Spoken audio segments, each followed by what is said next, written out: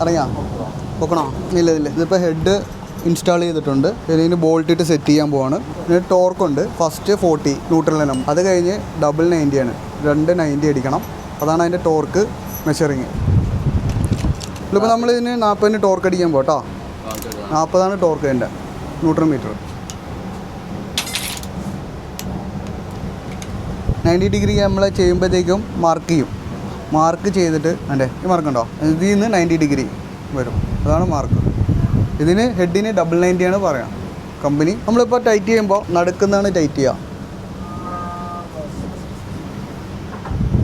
ഇപ്പോൾ ഫസ്റ്റ് നമ്മൾ എല്ലാത്തിലും ഒരു 90 അടിക്കും. അത് കഴിഞ്ഞ് അടുത്ത വീണ്ടും 90 അടിക്കും. ഇപ്പോൾ നമ്മളെല്ലാം ഇപ്പോൾ എല്ലാം ഒരു 90 അടിച്ചിട്ടുണ്ട്. ഇതിന് ഡബിൾ 90 ആണ് കമ്പനി പറഞ്ഞിട്ടുള്ളത് മെഷറിങ്. പിന്നെ അടുത്ത 90 അടിക്കാൻ പോകാം. പിന്നെ അടുത്ത് നമ്മൾ ക്യാപ്പുകൾ സെറ്റ് ചെയ്യാൻ പോകാം. ഇതിൻ്റെ വാൽവിൻ്റെ ക്ലിയറൻസ് ചെയ്യാനായിട്ട് ഇതിൻ്റെ അത് ഷിമ്മുണ്ട്.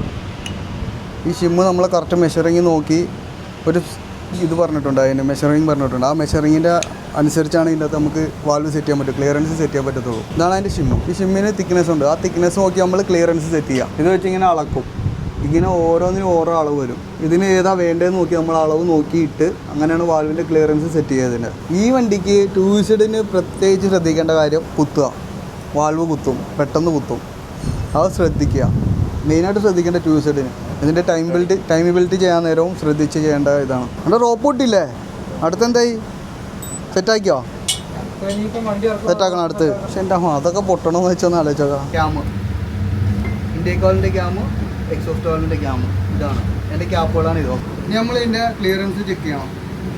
ഇതിൻ്റെ ക്യാപ്പുകളാണ്. ഇൻടേക്കിനും എക്സോസ്റ്റിനും സെപ്പറേറ്റ് ക്യാപ്പുകളുണ്ട്. ഇത് ഇൻടേക്കിനും എക്സോസ്റ്റിനും സെപ്പറേറ്റ് ക്യാപ്പാണ്. ഇത് നോക്കാം. ഇതിൽ I2 ഇട്ടേക്കുന്നുണ്ടോ? ഇതിന് വരുമ്പോൾ എക്സോസ്റ്റ്. അതിനൊരു ആരോ മാർക്കുണ്ട്. ആരോ മാർക്ക് ഫ്രണ്ടിൽ നോക്കി ഇടാവും. ക്യാപ്പ് തിരിച്ചിട്ട് പോയാലും ക്യാമിന് ലൈറ്റ് കാണിക്കും. ഇതിൻ്റെ ഫീലർ ഗേജ് ഇതിൽ വെച്ചാണ് നമ്മൾ ഇതിൻ്റെ മെഷറിങ് ക്ലിയറൻസ് ചെക്ക് ചെയ്യാൻ യൂസ് ചെയ്യണം. കറക്കണം. ഫുൾ റൗണ്ട് ഒന്ന് കറക്കാം. ഇത് കണ്ടോ ക്ലിയറൻസ് ഫ്രീ ആയിട്ട് പോകുന്നുണ്ടോ? അത് ഇതാണ് ഇതിൻ്റെ ക്ലിയറൻസ്. ഇതിപ്പോൾ കണ്ടോ 15 mm. അത് 15 to 25, 25 അതിൻ്റെ ഇടയ്ക്ക് ഒരു 20 കിട്ടിയാൽ പക്ക ക്ലിയറൻസ് കറക്റ്റായിട്ട്. ഇതൊരു ബുക്കാണെങ്കിൽ ഇപ്പോൾ ഒരു 16 ഇടാം. 15 ഫ്രീ ആണ്. 18 ടൈറ്റാണ്. 18 കയറില്ല. അപ്പോൾ ഒരു 17 ആ റേഞ്ച് പോയി. ക്യാമ് സെറ്റ് ചെയ്യുന്നതിൻ്റെ ഇടയിൽ നമുക്ക് ആ വണ്ടിയുടെ സ്റ്റാറ്റസ് എന്തോന്ന് അറിഞ്ഞിട്ട് വരാം. വാ. ഡോറ് കണ്ടായിരുന്ന അവസ്ഥ എന്താണെന്ന് അറിയാലോ. ഇപ്പോൾ നമ്മളത് അടിച്ച് ബോഡി ഷോപ്പിലേക്ക് കൊടുത്തേക്കാം സെറ്റ് ചെയ്യാൻ വേണ്ടി. ഗ്ലാസും കൊടുത്ത് ഗ്ലാസും സെറ്റ് ചെയ്ത് എല്ലാം വരും. സൽമാൻ്റെ റിക്വസ്റ്റ് ഇവിടുത്തെ മാറ്റും ഇതൊക്കെ മാറണമെന്ന് പറഞ്ഞു. അപ്പോൾ നമ്മൾ ഇതൊക്കെ മാറി ABSൻ്റെ വയറൊക്കെ പൈപ്പൊക്കെ ഇങ്ങോട്ടാക്കിയിട്ട് എല്ലാം സെറ്റ് ചെയ്ത് വെച്ചിട്ടുണ്ട്. ഇനി ഇതെല്ലാം പുതിയതാണ്. അപ്പം ഇനി വയറിംഗ് കിറ്റിൽ കുറച്ച് മാറ്റം. വയറിംഗ് കിറ്റ് എന്ന് വെച്ച് പറഞ്ഞാൽ കുറേയൊക്കെ പോയിട്ടുണ്ട്. അപ്പോൾ അതിൻ്റെ കപ്ലറ് എല്ലാം മാറുക, എല്ലാ സാധനങ്ങളും മാറുക. പിന്നെ കുറച്ച് റിക്വസ്റ്റ് ചെയ്തിട്ടുണ്ട് അത് സാധനങ്ങൾ മാറാനായിട്ട്. അപ്പോൾ നമ്മളിനി അതെല്ലാം മാറിക്കൊടുക്കും. സോ ഓൾമോസ്റ്റ് നമ്മൾ എൻജിൻ സെറ്റിങ്സ് കഴിഞ്ഞുകൊണ്ടിരിക്കുന്നത്. ഇനി ടൈമിംഗ് ഭാഗങ്ങളിൽ ബാക്കിയുള്ളത്. അത് കഴിഞ്ഞാൽ നമുക്കൊരു തിങ്കളാഴ്ച എൻജിൻ ബാക്ക് ടു ബേ.